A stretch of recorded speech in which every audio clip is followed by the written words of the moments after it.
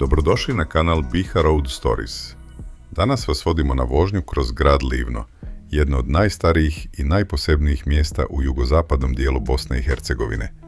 Smješteno na rubu velikog Livanjskog polja i okruženo planinama, Livno je poznato po svojoj dugoj historiji, bogatoj tradiciji i jedinstvenim prirodnim ljepotama.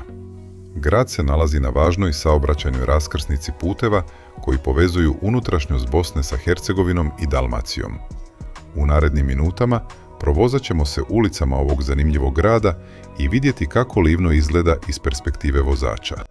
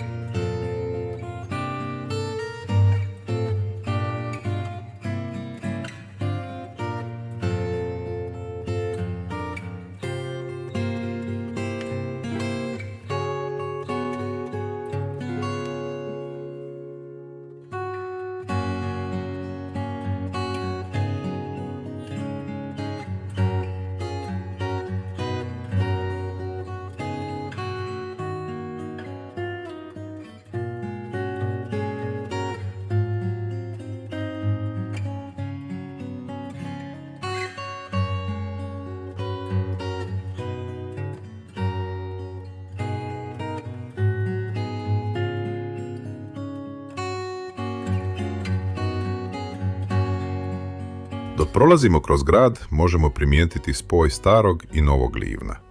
Historijsko jezgro grada čuva tragove različitih epoha, od rimskog perioda preko srednjeg vijeka pa sve do osmanskog i austro-ugarskog vremena.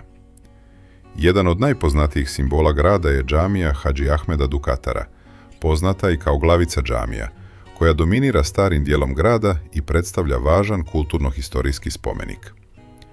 Livno je poznato i po tradicionalnoj proizvodnji livanjskog sira, jednom od najpoznatijih sireva u Bosni i Hercegovini, čija tradicija traje više od 1 stoljeća.